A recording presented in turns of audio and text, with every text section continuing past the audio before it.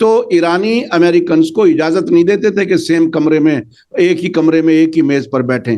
आप दूसरी जगह बैठो क्योंकि आप पार्टी नहीं हो इस एग्रीमेंट के, और हम इंटरलोक्यूटर से बात करेंगे। अब भी डिजिटल दस्तखत की कोई बात हो रही है जी। ये हुआ तो इसका हाँ, मतलब है कि दोनों को यकीन नहीं है कि इसमें कुछ ये मौत पर समझौता है। इन्हें अब भी ये उम्मीद है कि इनका गॉड जो भी है, अल्लाह जो भी वो कहते हो, वो उनका साथ देगा। ये तो इनका कहना है, ये कहता है अल्लाह से सैंक्शनड है ये अमालेक को खत्म करना। ईसाइयों का कत्लेआम किया जा रहा है इजरायली बमबारी से। हमारा मेक अमेरिका ग्रेट अगेन पे हम सब तुम्हारे साथ थे, अब तुम मेक इजराइल ग्रेट अगेन पे लगे हुए हो। हेलो, नमस्कार, आदाब। मैं हूं मोहम्मद अहमद काजमी, लेकर आया हूं आपका पसंदीदा कार्यक्रम आपके रूबरू। आज संडे है और आज एक बार फिर हम सईद नकवी साहब से समझेंगे आखिर दुनिया में इतनी बड़ी तब्दीलियां, इनके नतीजे क्या होंगे, और जो इस वक्त ईरान और अमेरिका के बीच समझौते की बात हो रही है। मैं बात इसलिए कह रहा हूं कि किसी भी मिनट यकीन नहीं आता ट्रंप कब क्या कर देंगे। 2 बार बातचीत के दौरान जंग शुरू की जा चुकी है, बल्कि 3 बार, बीच में एक बार और हुआ।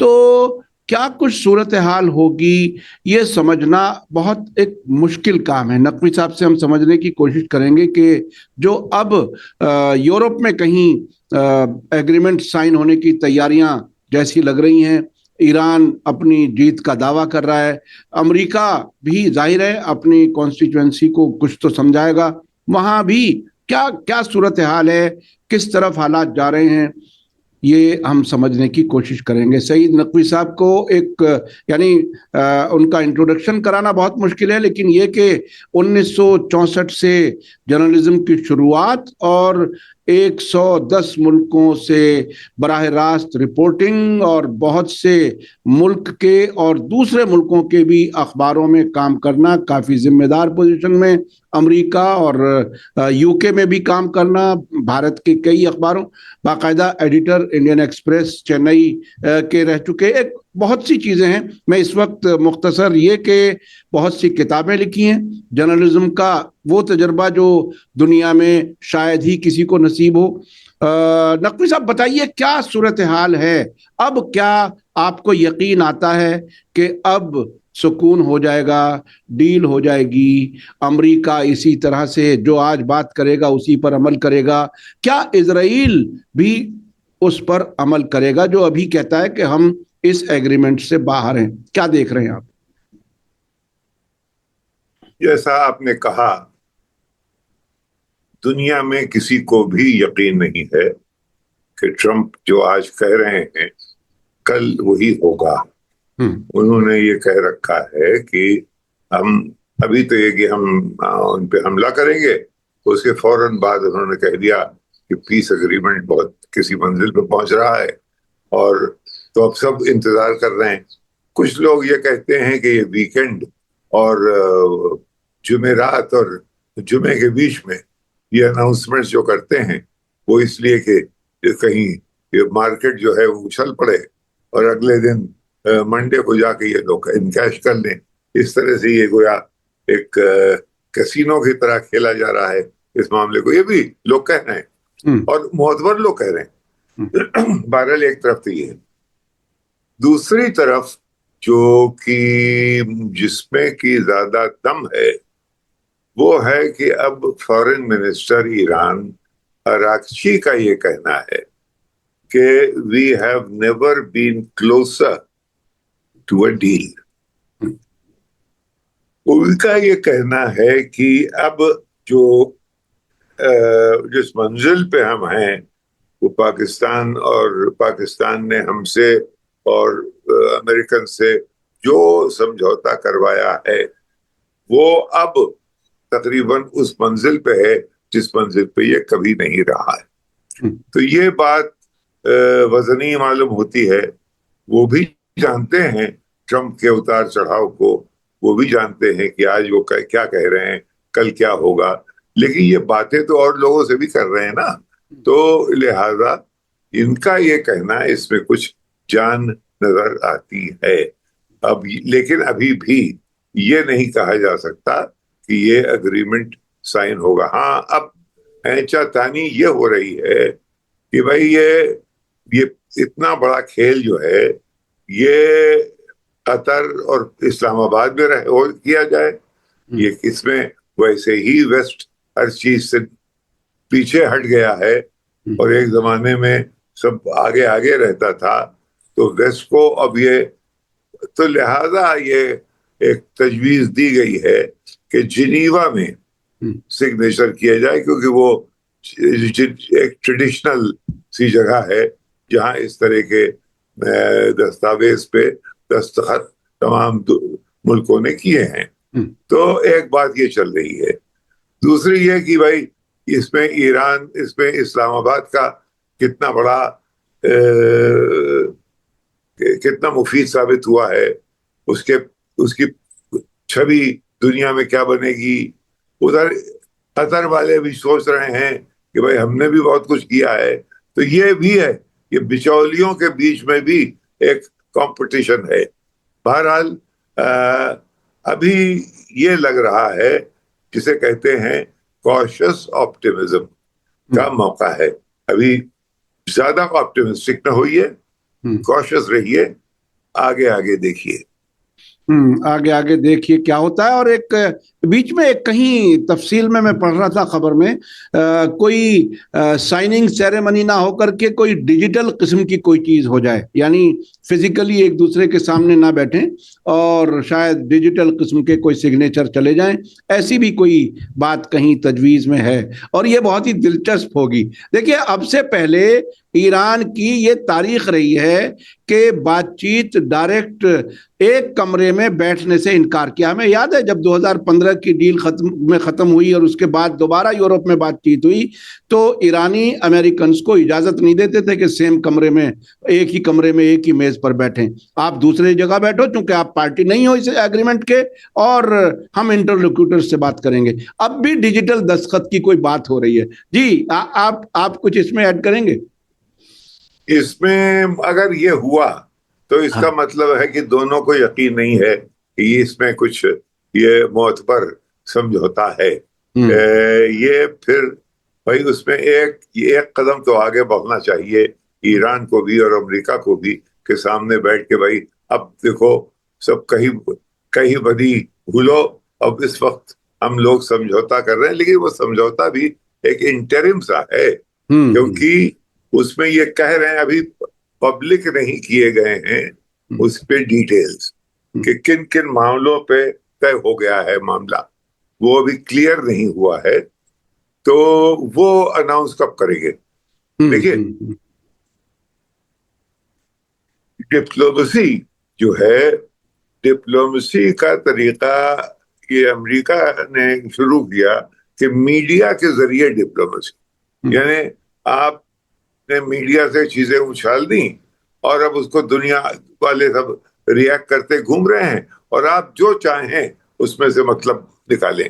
अब की ये किया जा रहा है, जो मुझे दिखाई दे रहा है कि भाई diplomacy agreement secretly arrived at, ये डिप्लोमेसी का तरीका होता था कि खामोशी के साथ पीछे बातें होती थी और फिर जब तय हो जाता था तब।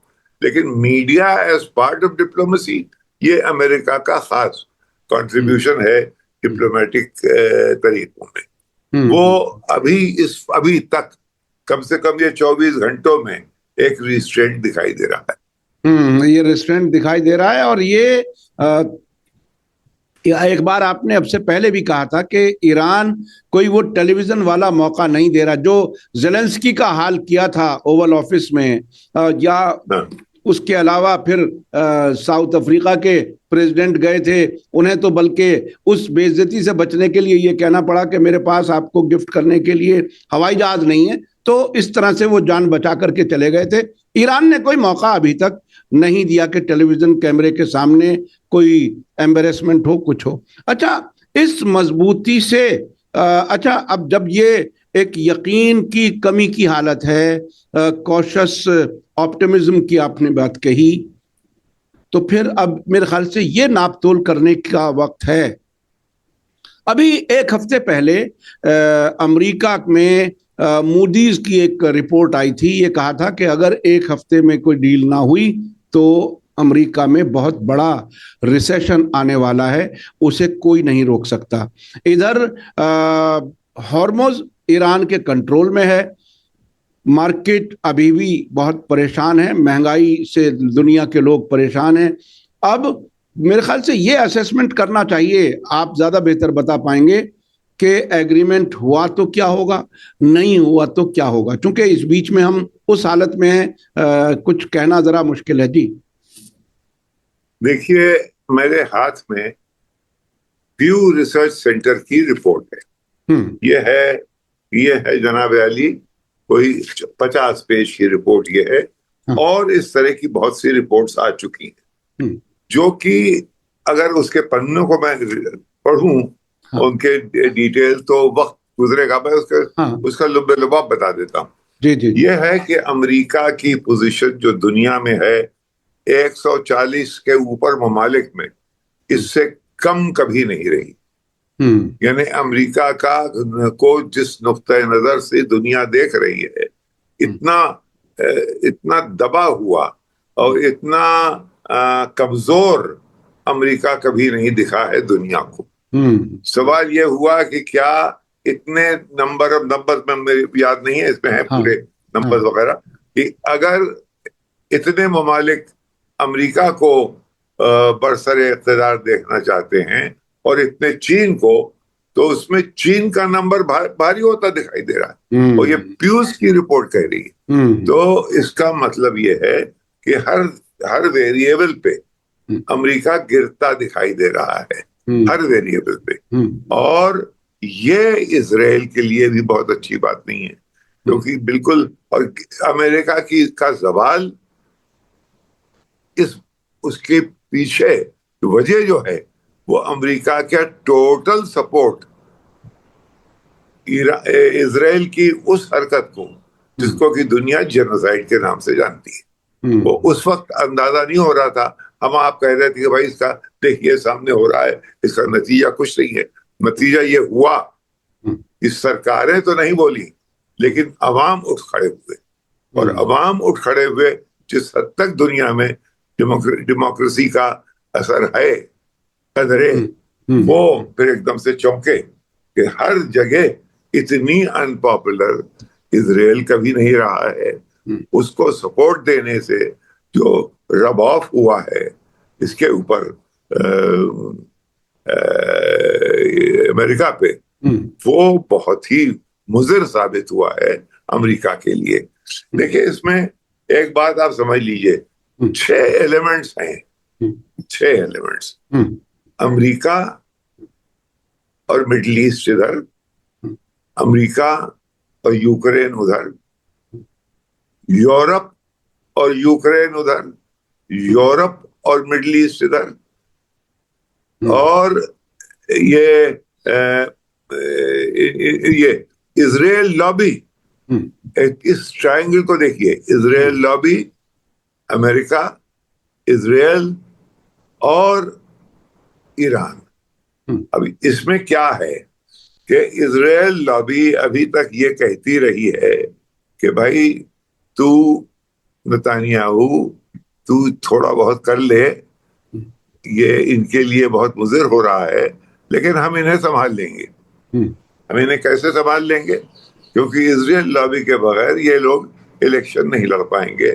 2000 अभी जब नवंबर के मिड टर्म इलेक्शन आ रहे हैं, तो तुम कर लो चुपके से, हम इनको संभाल लेंगे। लेकिन अब उससे आगे बात बढ़ गई है। अब इतने, ये मैंने आपको जो रिपोर्ट पढ़ाई, इसका असर वहां भी लोगों, एक वक्त लिंडसे ग्रेहम वाले लोग ये कह रहे थे अभी एक हफ्ता पर पहले, if you pull the plug on Israel, यानी आपने इजराइल को सपोर्ट देना बंद कर दिया, if you pull the plug on Israel, God will pull the plug on you. ये लिंडसे ग्रेहम ट्रम्प से कह रहे हैं। तो ऐसा गॉड वहां पे कई दफे लाया जा रहा है। गॉड है, बाइबल है, तौरेत है, इन सब के कोड। यानी अगर दुनिया में वो हार नहीं सकते। अगर आप अल्लाह पे यकीन कर लें तो भाई हजरत इब्राहिम तो नमरूद की आग में कूद गए थे, तो अल्लाह पे वैसे यकीन करके ये लोग यह है कि इसको मारे जाओ और दुनिया में अनपॉपुलर हो जाओ, लेकिन आखिर में आर्मागेडॉन होगा, सेकंड क्राइस्ट की सेकंड ज़हूर होगा और वो फिर दुनिया बदल जाएगी और हमारा जो प्रॉमिस लैंड है वो हमें मिल जाएगा। और कमाल ये है सर, नकवी साहब, कमाल ये है कि ये सारे बिल्कुल ला मजहब किस्म के लोग, इन्हें गॉड याद आ रहा है, वो किसी भी शक्ल में हो, लेकिन इन्हें गॉड याद आ रहा है। इतने हजारों बच्चों को कत्ल करने के बाद इन्हें अब भी ये उम्मीद है कि इनका गॉड जो भी है, अल्लाह जो भी वो कहते हो, वो उनका साथ देगा। ये कैसी ये तो इनका कहना है, ये कहता है अल्लाह से सैंक्शनड है ये अमालेक को खत्म करना। जी जी जी जी, उनके घरों को, उनकी बीवियों को, उनके बच्चों को, उनके जानवरों को बर्बाद कर देना, तहस नहस कर देना, ये हुक्म इलाही है, ये कहा जाता है। तो उसमें वो एक पहलू है, इर्रेशनल पहलू, जिसे हम और आप इर्रेशनल करेंगे, लेकिन वो एक पहलू है। और इसमें यही नहीं है, इसमें अमेरिका के अंदर जो वो ज़ायनिस्ट क्रिश्चियनिटी है वो भी इसमें मुलव्विस है। लेकिन अभी नतीजे जो आ रहे हैं, ये सब इनकी रेपुटेशन कॉम्प्रोमाइज्ड है अभी। इसीलिए एक समझौते की बात जो हो रही है वो दुनिया भर की इकोनॉमी रुकी हुई है। सब यही कह रहे हैं कि भाई अमेरिका समझौता कीजिए। यहाँ तो अगर रिसेशन से आगे बढ़ के यानी और इकोनॉमिक कंडीशन बुरी हो गई तो क्या होगा। इसलिए दुनिया बहुत ही कगार के ऊपर खड़ी हुई है।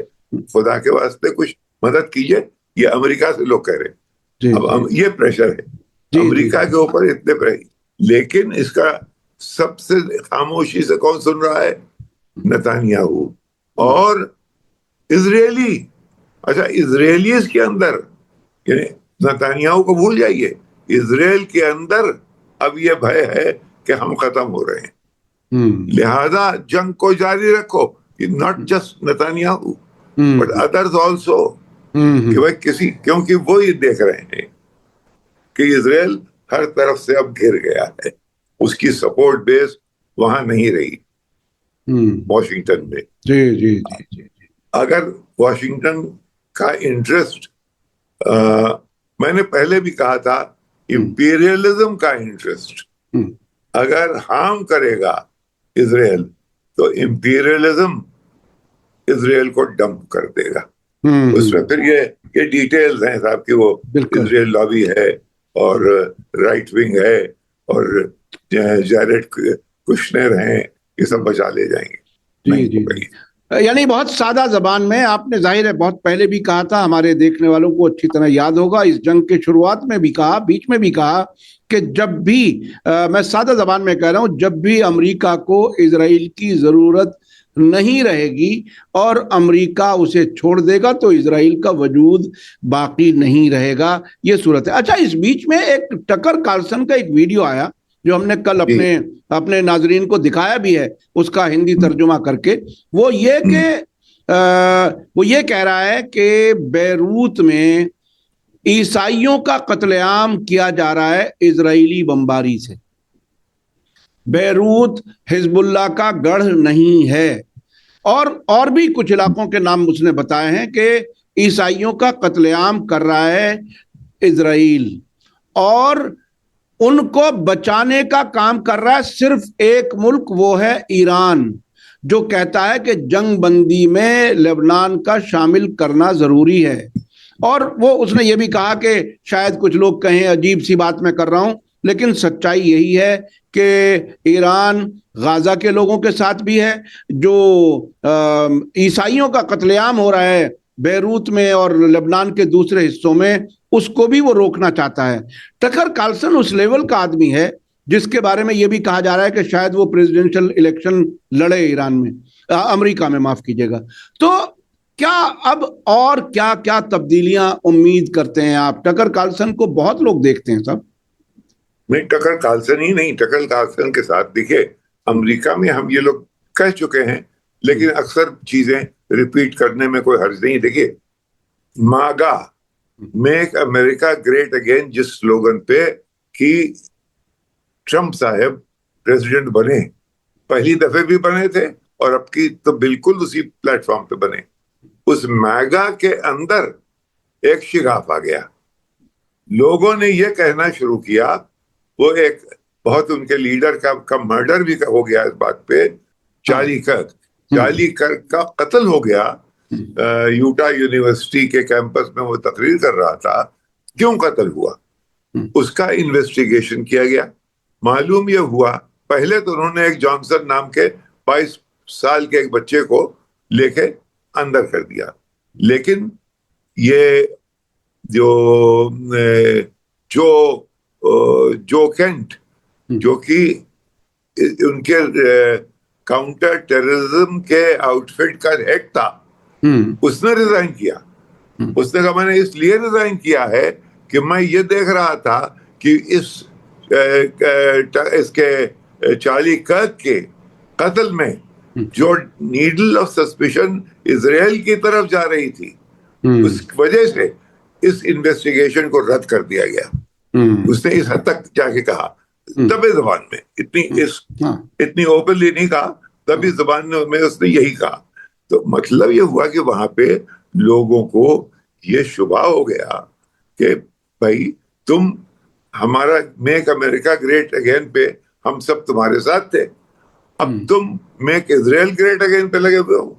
ये जो है, ये एक डाइकोटमी जो आ गई, वो ट्रंप साहब रिजॉल्व नहीं कर पाए। और वो दौलत और पैसा, इन चीजों से बहुत ज्यादा इंप्रेस होते हैं।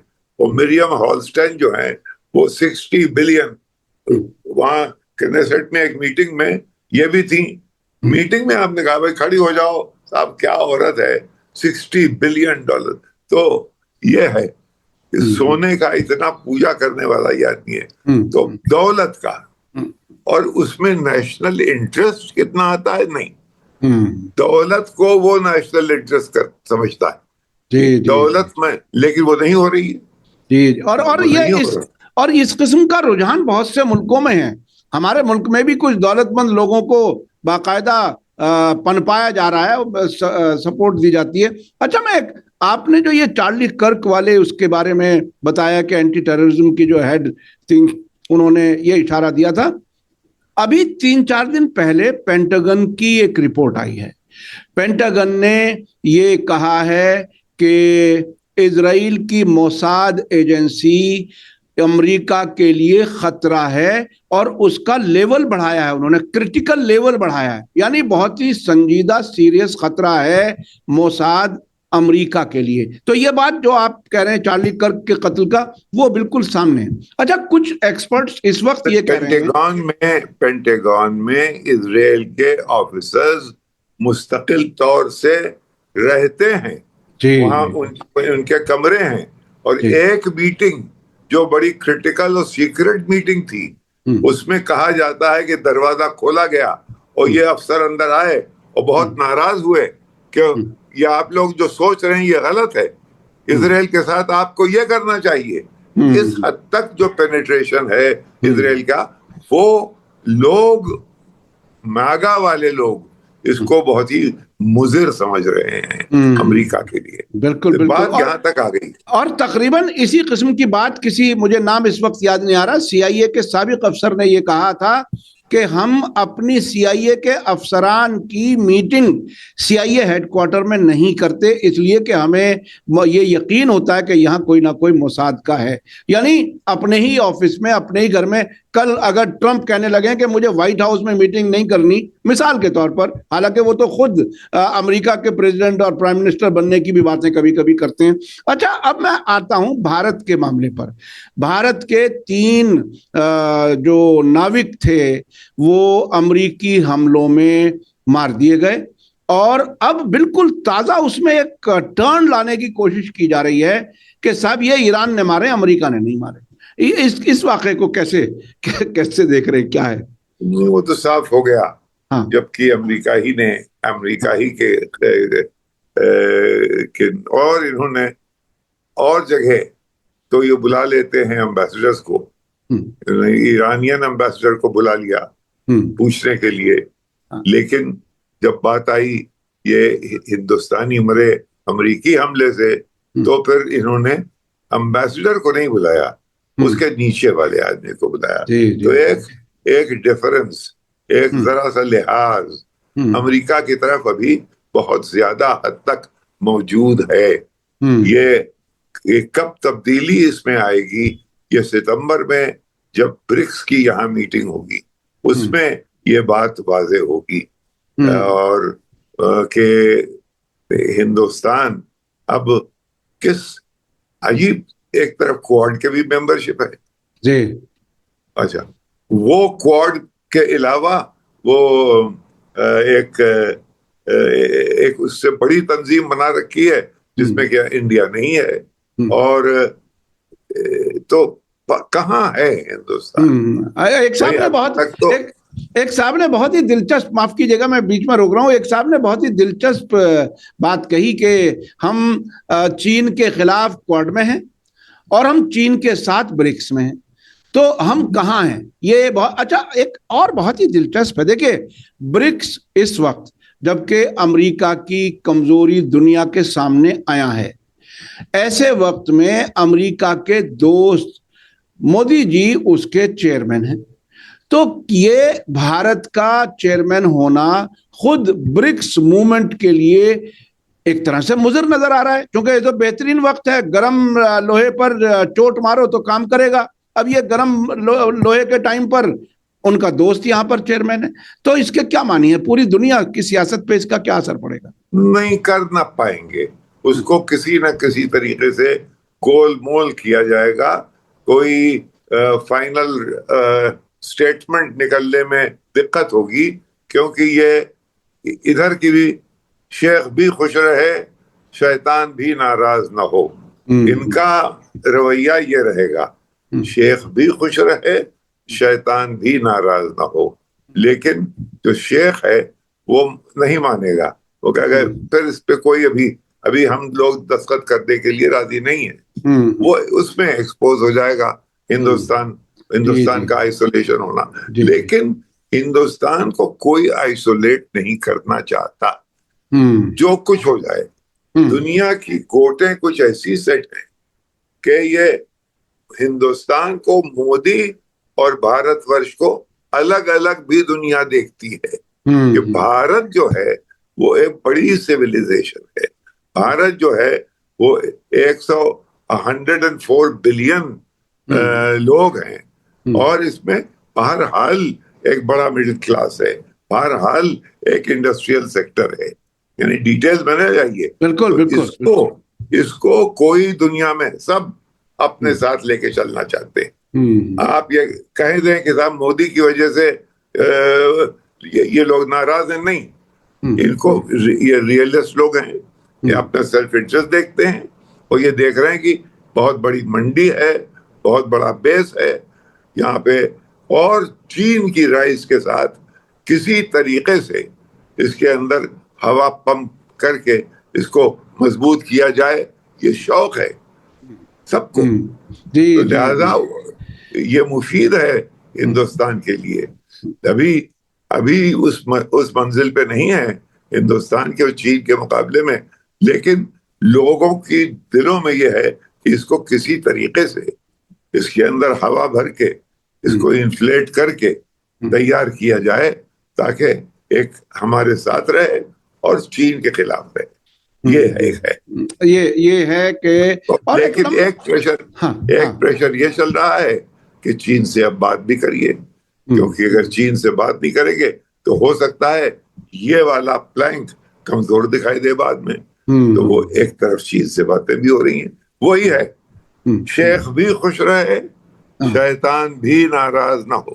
जी जी, और तकरीबन उसी तरह से ईरान ने भी वो रवैया रखा है कि भारत सरकार अपनी जगह, लेकिन भारत के अवाम जो हैं हम उनके साथ हैं।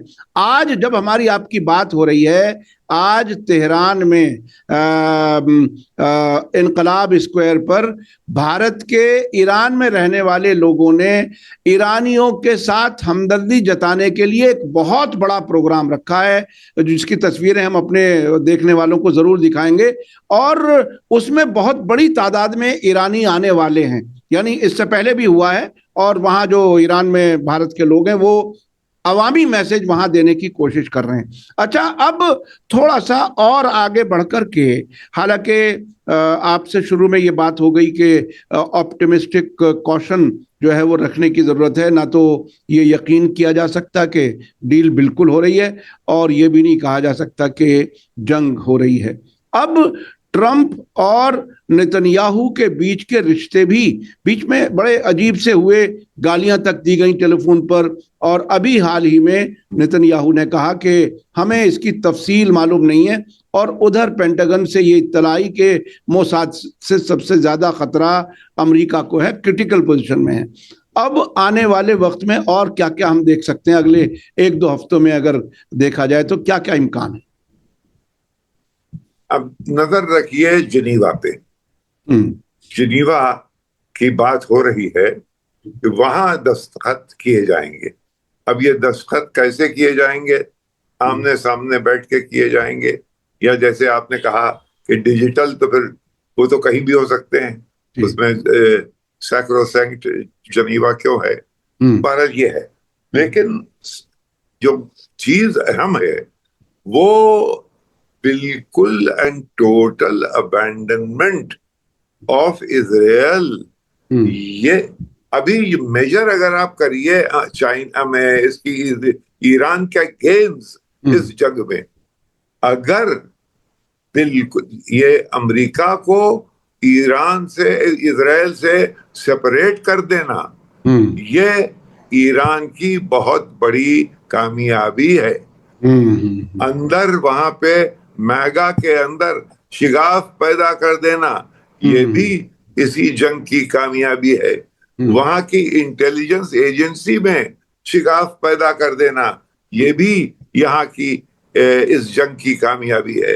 ये कामयाबी मैं कई दफा कह चुका हूँ। बिल्कुल बिल्कुल बिल्कुल। मोहम्मद अली का बॉक्सिंग मैच नहीं है तो उसने सोनी लिस्टन के चिन पे मारा और वो मैच पे गिर गया, ऐसे नहीं होगा। ये इसकी विक्ट्री को आप देखें और समझें, जिसको कि वेस्टर्न मीडिया अभी भी मुबहम कर रहा है। अभी गोया इंतजार में हम हैं कि क्या होगा, अभी हम मुंतजर हैं कि क्या होने वाला है। अभी ये बात भी मान के चलिए कि वेस्ट 2 जगह बैकफुट पे है, एक यूक्रेन और एक वेस्ट एशिया। अब ये एक कुछ लोगों के हाथ से 500 साल के बाद पावर जा रही है। ये इतनी आसानी से पावर को छोड़ेंगे नहीं। ये अभी ये जंग और थ्रेटनिंग हो सकती है, क्योंकि अल्टीमेट सवाल ये है कि क्या अब गोरे, देखिए ये रेसिस्ट, ये मामला रेस का भी है कि क्या अब गोरों के हाथ से पावर जा रही है, और ये येलो पेरेल आ रहा है, और ये हमको तो, हम तो ब्लैक्स पे गिने जाते हैं, ये कलर रेड्स हमें तो हम लोग जो हैं जिनको कि ये तैयार करके गए हैं, मैकॉले की एलीट एक छोड़ के गए हैं यहाँ, वो अभी किस मंजिल पे हैं। तो अभी धीरे धीरे आप देखिएगा कि ये इतनी आसानी से छोड़ेंगे नहीं। ये कुव्वत बड़ी है, अमेरिका की कुव्वत बहुत बड़ी है, लेकिन हाँ इस वक्त पत्ते ईरान के हाथ में है। पत्ते ईरान के हाथ में है, और ईरान ने अपनी ताकत दिखाई है बार बार। ये एक छोटा सा हमला करते सिंबॉलिक, वो यानी शेर के बदले 5 शेर वाले जवाब दिए पिछले 1 हफ्ते 10 दिन में। अच्छा, जो आपने बात कही उसके आगे हल्का सा भी, मेरे पास 3-4 मिनट हैं, जो आपने बताया कि ईरान की बड़ी कामयाबी है अमेरिका और इजराइल को अलग करना। इजराइल का आइसोलेशन अगर इसी ट्रैक पर आगे बढ़ता है, जिसके इम्कान फिलहाल नजर आ रहे हैं, दूसरी तरफ ईरान कहता है कि एक्सिस ऑफ रेजिस्टेंस को हम सपोर्ट जारी रखेंगे। अब अमेरिका भी उसकी मांग अब करनी भूल गया, यानी अब वो जिक्र भी नहीं करता कि आप हुथी को, हिजबुल्लाह को, हमास को सपोर्ट नहीं करेंगे। इधर आइसोलेशन और इधर बढ़ती हुई ताकत। $300 का एक ड्रोन फोड़ करके आ जाता है आयरन डोम को और मरकावा टैंक तक को। तो जब ये आइसोलेशन और इधर एक्सिस ऑफ रेजिस्टेंस और मजबूत, इसका नतीजा तो वही हुआ जो आयतुल्लाह खामेनेई कहते थे। आप कैसे देख रहे हैं अभी? हाँ, वही है कि ये इजराइल, देखिए, इजराइल को खत्म कर देना, इसके क्या मानी है? इजराइल का वो रूप, इजराइल का बेन गुवेर और स्मोदरिक वाला जो रूप है, वो कंटेन किया जाए। इजराइल का वो रूप जिसमें कि शिमोन पेरेस भी थे, जिसमें कि ये, बल्कि इनके फाउंडर बेन गुरियन थे। जी जी। ये वो रूप और जरा सा मॉडरेटेड, ताकि इस इलाके में वो रहे और 2 स्टेट का सलूशन हो, जिससे पैलेस्टीनियंस को उसके राइट्स दिए जाएं। ये होगा, वरना ये अभी ये टेंशन चलता रहेगा। अभी कम से कम जो इजराइल भुलाने की कोशिश करता रहा है कि 2 स्टेट सोल्यूशन की बात करना बंद कर दो। अब 2 स्टेट सोल्यूशन की तो जरूर बात होगी। अब वो जो 1 स्टेट सोल्यूशन ईरान की नजर में है या इजराइल की नजर में है, वो दोनों ही कहते हैं ना कि बस हम अकेले रहेंगे। वो क्या होगा वो एक आने वाला वक्त बताएगा। ये बहुत ही अहम है। और एक दिलचस्प बात यह है कि यूएई, जिसने कि जीसीसी से रैंक तोड़ दिए थे, और ये कि वो बिल्कुल, उसकी वजह भी मैंने आपको बताई थी कि उसके पीछे 2-3 लोग हैं। एक तो एरिक प्रिंस है वहां 2010 से, दूसरे इनके सफीर जो हैं ओतैबा वॉशिंगटन में, वो बहुत करीब हैं एस्टेब्लिशमेंट के। तो ये कुर्बत जो है वो बढ़ जाती है जबकि ये इजराइल की तरफ आते दिखाई देते हैं यूएई वाले, तो उसकी इज्जत वहां बढ़ती है। तो ये आपको ये खेल खेलना है कि आपको यहाँ पे अपनी बका चाहिए, और वो रुख बदला है इस तरह कि अभी $3 बिलियन हवाई जहाज में जाके दिया गया ईरान को। ये मोतबर जरा से मालूम हो रहा है, और ये तय हुआ है कि 10 बिलियन यूएई उनको वापस करेगा। यानी जो फ्रोजन एसेट की बात है वो काफी चल निकली है। और उसके कुछ, ये जो अभी अराक्ची ने कहा कि अब we have never been closer to a deal, ये बहुत बड़ी, ये जो है ये अहम बात है, बहुत अहम बात है। और ईरान ने मुख्तलिफ पहलुओं से देखा जाए तो उसने हर सतह पर, जंग के मैदान में भी और डिप्लोमेसी में भी बहुत बड़ी कामयाबियां हासिल की हैं। ऐलान नहीं होगा, जैसे आपने कहा कि मोहम्मद अली वाली जो है वो जंग नहीं है कि वो ऐलान हो जाए कि जीत गए, लेकिन जीत के तमाम आसार सामने हैं। ईरान के फौज के कमांडर ने कहा कि पूरी दुनिया हमारी जीत का शोर बहुत जल्दी सुनने वाली है। बहुत बहुत शुक्रिया नकवी साहब, आप हमें वक्त दे देते हैं, उसके लिए बहुत बहुत शुक्रिया। मैं अपने नाजरीन से, दर्शकों से कहूंगा आज का वीडियो आपको कैसा लगा कमेंट्स में जरूर लिखें और ज्यादा से ज्यादा लोगों तक शेयर करें। इसी के साथ मुझे दीजिए इजाजत। धन्यवाद, शुक्रिया। जय भारत, जय हिंद। हमारे चैनल मीडिया स्टार वर्ल्ड को सब्सक्राइब कीजिए और बेल आइकॉन दबाइए ताकि हमारी हर नई वीडियो का नोटिफिकेशन आपको सीधे मिलता रहे। अगर आपको हमारी खबरें पसंद आती हैं तो उन्हें अपने व्हाट्सएप, इंस्टाग्राम, फेसबुक और ट्विटर अकाउंट्स पर शेयर करना ना भूलिए ताकि और लोग भी हकीकत से वाकिफ हो सकें।